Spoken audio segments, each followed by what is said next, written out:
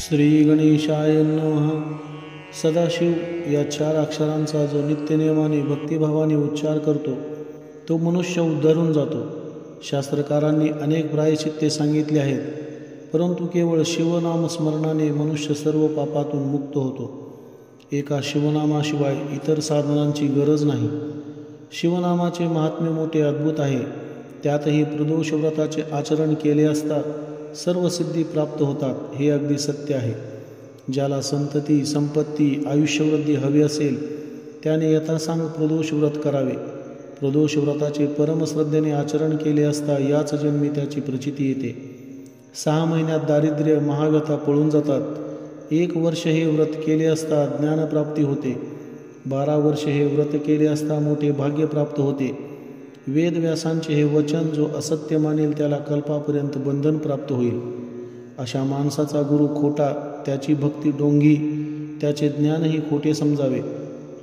पार्वती परमेश्वराच्या चरणी ज्याचे मन जडले त्याहून पवित्र कोणीही नाही.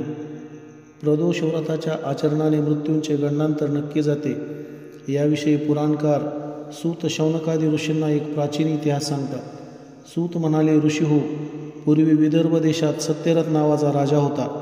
तो अत्यंत पराक्रमी व धर्मशील होता. पुष्कळ वर्ष त्याने राज्य केले, पण त्याने कधीही शिवपूजन, शिवकीर्तन केले नाही. एकदा शाल्व देशाच्या राजाने इतर राजांच्या मदतीने सत्यरथावर आक्रमण केले. 7 दिवस घनघोर युद्ध चालू होते. सत्यरथ एकटा होता, शत्रू मात्र अनेक होते. शेवटी त्या युद्धात सत्यरथ धारातीर्थी पडला. शत्रूने नगरात प्रवेश केला. सत्यरथाची पत्नी इंदुमती त्यावेळी गर्भवती होती. 9 मास भरत आले होते. शत्रूच्या भीतीने ती तशाही अवस्थेत वनात पळून गेली. अत्यंत सुकुमार, लावण्यवती अशा तिच्या पायात काटे घुसत होते. दगडांनी पाय ठेचाळत होते. पळता पळता ती पडत होती. शत्रू पकडतील या भीतीने पुन्हा उठून धावत होती. कर्मगती गहन असते हेच खरे. जिच्या पायाच्या अंगठ्याचे नख सुद्धा कधी सूर्याला दिसले नसते, ती राणी गर्भवती असताना जीव वाचवण्यासाठी रानावनात धावत होती. धावता धावता ती एका वृक्षाजवळ आली व तेथेच पडली. जिच्या सेवेला शेकडो दासी धावत असत, ती इंदुमती राणी जमिनीवर पडली होती. तहानेने कासावीस झालेल्या तिला घोटभर पाणी मिळत नव्हते. तशाच स्थितीत ती प्रसूत झाली. तिला मुलगा झाला. तिला अतिशय तहान लागली होती, म्हणून ती त्या नवजात बाळाला तेथेच ठेवून एका तळ्यावर गेली. पाण्यात उतरून ती ओंजळीत पाणी घेऊ लागली. तोच त्या तळ्यातील एका सुसरीने पकडून तिला आत नेले व तिला ठार मारून खाल्ले. झाडाखाली तो नवजात राजपुत्र आक्रोश करीत होता. त्याच वेळी तेथे उमा नावाची एक विधवा ब्राह्मण स्त्री आपल्या मुलाला कडेवर घेऊन आली. त्या उमेला नात्यागोत्यातले कोणीही नव्हते. फक्त 1 वर्षाचा मुलगा होता. झाडाखाली रडत असलेल्या त्या मुलाला पाहून तिला वाईट वाटले. हा कोणाचा मुलगा, इथे कसा आला? तिला काहीच समजेना. मी याला उचलून घ्यावे की काय, की हा इथेच पडू दे? याला इथेच टाकले असता एखादा वाघ लांडगा याला खाऊन टाकेल.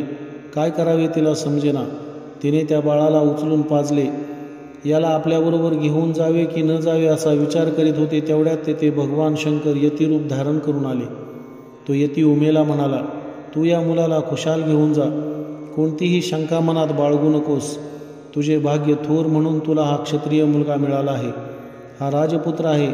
कुणाला काही सांगू नकोस. या मुलाचा नीट सांभाळ कर. तुझ्या मुलात आणि याच्यात भेदभाव करू नकोस. भिकाऱ्याला परीस सापडावा तसे तुझ्या बाबतीत झाले आहे. असे बोलून तो यती एकाएकी गुप्त झाला. मग ती उमा दोन्ही मुलांना घेऊन पुढच्या प्रवासाला निघाली. तिने आपल्या मुलाचे नाव शुचिव्रत ठेवले व राजपुत्राचे नाव धर्मगुप्त असे ठेवले. दोन्ही मुलांना घेऊन उमा भीक मागत फिरत होती. कुणी काही विचारले तर दोन्ही मुले माझीच आहेत असे ती सांगू लागली. अशा प्रकारे फिरत फिरत ती एकचक्र नगरीत आली. तेथे फिरता फिरता तिला एक शिवमंदिर दिसले. तिथे अनेक ब्राह्मण पूजापाठ करीत होते. त्यात शांडिल्य ऋषी मुख्य होते. उमा शिवपूजा पाहत उभी होती. तेव्हा शांडिल्य धर्मगुप्ताकडे निरखून पाहून म्हणाले, अरे रे, कर्मगती किती गहन असते. हा मुलगा खरे पाहता राजपुत्र, पण आज हा दिनवाना होऊन दारोदार फिरतो आहे. शांडिल्य ऋषींचे ते शब्द ऐकताच उमा त्यांच्या पाया पडली व हात जोडून म्हणाली, ऋषीवर्य, आपण त्रिकालज्ञानी आहात. कृपा करून मला सांगा, या मुलाचे आईवडील कोण आहेत? ते आहेत की मरण पावले आहेत? तेव्हा शांडिल्य म्हणाले, हा सत्यरथ राजाचा मुलगा. एकदा प्रदोषकाळी सत्यरथ शिवपूजा करीत होता. त्यावेळी अचानक शत्रूंशी युद्ध करण्यास गेला. त्याने शत्रूला ठार मारले. परत आला, पण ती पूजा पूर्ण न करता तसाच जेवायला बसला. त्याला शिवपूजेची आठवण राहिली नाही. या अपराधामुळेच राजा याच जन्मात अल्पायुषी झाला व एक दिवस मरून गेला. म्हणून शहाण्या माणसाने सुरू केलेली पूजा अर्चा कधीही अर्धवट सोडू नये. या राजपुत्राच्या आईने आपल्या सवतीला ठार मारले होते. ती सवत तळ्यात सुसर झाली. पूर्वजन्मातले वैर लक्षात ठेवून त्या सुसरीने त्या मुलाच्या आईला पाण्यात ओढून नेले व ठार मारले. हा राजपुत्र धर्मगुप्त याने पूर्वजन्मी कधीही शिवव्रत केले नव्हते, म्हणून या जन्मी हा आईवडील विरहित होऊन रानावनात पोरका होऊन पडला. म्हणून प्रदोषकाळी एकाग्र मनाने भक्तिभावाने शंकराची पूजा करावी. पूजा अर्धवट सोडू नये, असा हा प्रदोष महिमा वेदशास्त्रांनाही अगम्य आहे. मग उमेने शांडिल्य ऋषींना विचारले, हा माझा मुलगा दरिद्री का झाला? त्यावर शांडिल्य म्हणाले, या तुझ्या पुत्राने पूर्वजन्मी खूप दान घेतले, वाईट मार्गाने पुष्कळ संपत्ती मिळवली, पण याने कधीही सत्पात्री दान दिले नाही, कधीही शिवपूजा केली नाही. परान्न घेतले असता जीभ जळते, दुष्टाकडून दान घेतले असता हात जळतात आणि परस्त्रीवर डोळा ठेवला असता डोळे जातात, हे लक्षात ठेवावे. मग उमेने दोन्ही मुलांना शांडिल्य ऋषींच्या पायावर घातले. शांडिल्यांनी त्या मुलांना शिवपंचाक्षरी मंत्र दिला व प्रदोष व्रताचा उपदेश केला. पक्षप्रदोष, शनिप्रदोष यांचे महात्म्य फार मोठे आहे. या दिवशी काहीही खाऊ नये, सत्कर्म करावे. 3 घटका रात्र झाली असता भगवान शंकरांची भक्तिभावाने पूजा करावी. गाईच्या शेणाने जमीन सारवून कर्दळी केळीच्या खुंटांनी मंडप तयार करावा. सुगंधी फुलांच्या माळा बांधाव्यात. पांढरे वस्त्र परिधान करावे. आपल्यासमोर शिवलिंगाची स्थापना करून मनोभावे पूजा करावी. अष्टसिद्धी, अष्टदिशा, गणपती इत्यादींची पूजा करावी. पूजेनंतर भगवान शंकराचे स्तवन करावे, जय जयकार करावा. शांडिल्यांनी असा उपदेश केल्यावर शुचिव्रत व धर्मगुप्त यांनी एकचक्र नगरात राहून 4 महिने प्रदोष व्रत केले. भगवान शंकरांची यथाविधी पूजा केली. शिवपूजेची चोरी करू नये. तीर्थप्रसाद चोरून घेतल्यास 100 ब्रह्महत्येचे पाप लागते. शांडिल्यांनी केलेल्या उपदेशानुसार ते दोघे अगदी यथासांग शिवपूजा करीत होते. एकदा शुचिव्रत एकटाच नदीच्या काठावर खेळत होता. त्यावेळी एकाएकी दरड ढासळली. त्यात शुचिव्रताला संपत्तीने भरलेला एक हंडा मिळाला. तो हंडा त्याने घरी आणला. त्याच्या आईला खूप आनंद झाला. प्रदोषव्रत केल्याचे हे फळ आहे असे तिला वाटले.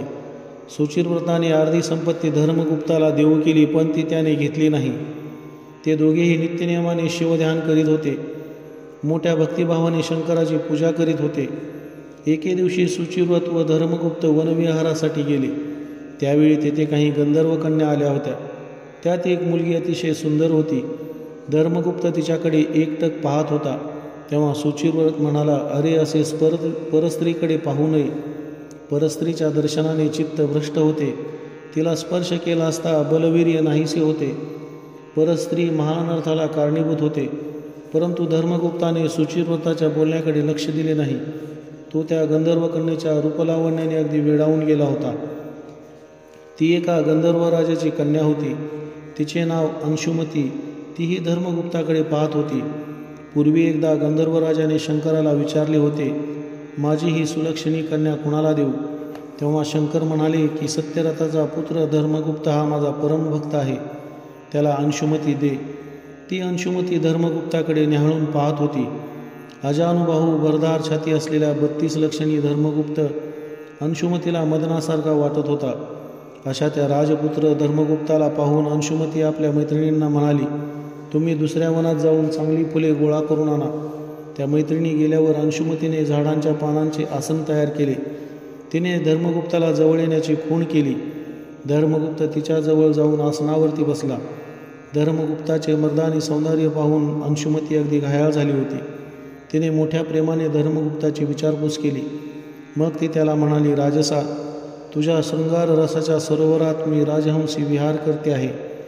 तुझा मुखचंद्रमा पाहून माझा मानसशकोर नृत्य करीत आहे.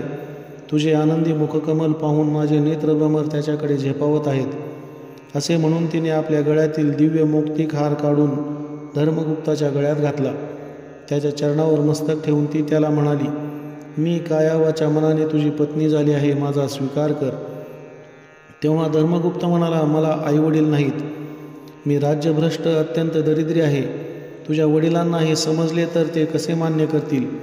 त्यावर अंशुमती म्हणाली, तुम्ही कसलीही चिंता करू नका, मी आजपासून 3 दिवसांनी येथे परत येईन, तुम्हीही विवाहासाठी लवकर या. असे सांगून अंशुमती आपल्या वडिलांकडे गेली. तिने सगळी हकीकत सांगितली असता गंधर्व राजाला अतिशय आनंद झाला.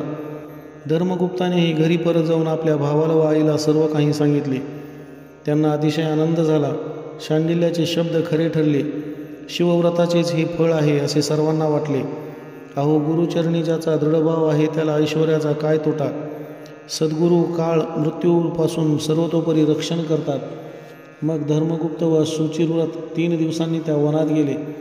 गंधर्व राजाही आपल्या परिवारासह मोठ्या तयारीनिशी तेथे आला. आपला भावी जावाई धर्मगुप्त पाहून गंधर्व राजाला अतिशय आनंद झाला. त्याने मोठ्या सन्मानाने उमेला आणविले. मग धर्मगुप्त आणि अंशुमती यांचा मोठ्या थाटात विवाह झाला. 4 दिवस विवाह सोहळा चालू होता. गंधर्व राजाने कोणत्याही गोष्टीची कमतरता ठेवली नव्हती. त्याने अत्यंत अनमोल स्वर्गीय वस्तू वेणीला म्हणजेच उमेला दिल्या होत्या. त्याने धर्मगुप्ताला 1,00,000 रथ, 10,000 हत्ती, अत्यंत तेजस्वी 1,00,000 घोडे, 1,00,000 दासदासी, अपार संपत्ती, सोने, दिव्य धनुष्य, अक्षय भाते इत्यादी वस्तू सन्मानपूर्वक दिल्या. त्याने उमेसह सर्वांचा मोठा सन्मान केला. मग धर्मगुप्त व अंशुमती सुवर्णरथात बसून निघाले. चतुर्विध वाद्यांचा गजर होत होता. बरोबर चतुरंग सेना होती. धर्मगुप्ताने आपल्या पित्याच्या विदर्भ नगराला वेढा घातला. सत्यरथाचा वध करणाऱ्या दुर्मर्शनाशी धर्मगुप्ताचे प्रचंड युद्ध झाले, परंतु गंधर्व सेनेपुढे दुर्मर्शनाचा निभावला गेला. सैनिकांनी दुर्मर्शनाला पकडून धर्मगुप्ताकडे आणले, परंतु धर्मगुप्ताने त्याला क्षमा करून सोडून दिले. त्यावेळी देशोदेशींचे प्रजाजन कारभार घेऊन धर्मगुप्ताला भेटावयास आले. मग एका शुभ मुहूर्तावर धर्मगुप्त सिंहासनावरती बसला. त्याने आपली माता उमा व बंधू सुचिव्रत यांच्यासह 10,000 वर्षापर्यंत न्यायनीतीने राज्य केले. त्याने आपले गुरु शांडिल्य ऋषी यांचा फार मोठा सत्कार केला. त्यांना रत्नांचा अभिषेक करून दिव्य वस्त्रालंकार अर्पण केले. धर्मगुप्ताच्या राज्यात सुख, समाधान, आनंद ओसंडून वाहत होता. अवर्षण, दुष्काळ, आदिव्याधी, अकाली वैधव्य, अकाली मृत्यू, दुःख, शोक इत्यादी गोष्टी धर्मगुप्ताच्या राज्यातून कायमच्या पळून गेल्या. सर्व लोक धर्मगुप्ताला आशीर्वाद देत होते. धर्मगुप्ताने सुचिव्रताला युवराजपद दिले. अशा रीतीने धर्मगुप्ताने 10,000 वर्ष राज्य केले. शेवटी आपल्या पुत्राला राज्य देऊन तो भगवान सदाशिवाचे चिंतन करण्यात घडून गेला. भगवान शंकरांनी दिव्य विमान पाठवले. धर्मगुप्त आपली माता, बंधू व पत्नी अंशुमतीसह शिवस्मरण करीत त्या दिव्य विमानातून कैलासपदाला गेला. त्याने भगवान शंकरांचा जय जयकार करून त्यांच्या चरणी लोटांगण घातले. पतित पावन जगन्नाथ शंकरांनी त्या सर्वांना आपल्या हृदयाशी धरून त्यांना अक्षयपद दिले. या धर्मगुप्त आख्यानाचे जे पठण, श्रवण, लेखन करतील त्यांचे भगवान शंकर सर्वतोपरी रक्षण करतील. या आख्यानाच्या श्रवण पठणाने सर्व पातकांचा क्षय होतो, सर्वत्र विजय मिळतो, धनधान्य समृद्धी येते. काही कर्ज असेल तर ते फिटते. प्रदोष व्रताचे महात्म्य फार मोठे आहे. या व्रताचे जो आचरण करतो त्याला दारिद्र्य, अकाली मृत्यू कधीही येत नाही. हे अगदी सत्य आहे. ज्याच्या घरी हा शिवलीलामृत ग्रंथ सदैव वाचतात, श्रवण करतात, त्याच्या पाठीशी भगवान शंकर असतात. शेवटी शिवपदाची प्राप्ती होते. हा शिवलीलामृत ग्रंथ म्हणजे अत्यंत रसाळ आम्रवृक्ष आहे. यातील पद्यरचना म्हणजेच पाडास आलेली फळे आहेत. परंतु दुष्ट दुर्जनांना, श्रद्धा नसलेल्यांना ही फळे आवडत नाहीत. परंतु सज्जनांनी या फळांचा मनापासून आस्वाद घ्यावा. स्कंद पुराणाच्या ब्रह्मोत्तर खंडातील श्री शिवलीलामृत ग्रंथाचा 5वा अध्याय समाप्त. श्री सांब सदाशिवपर्णमस्तु शुभम भवतु. ओम नमः शिवाय. ओम नमः शिवाय. ओम नमः शिवाय.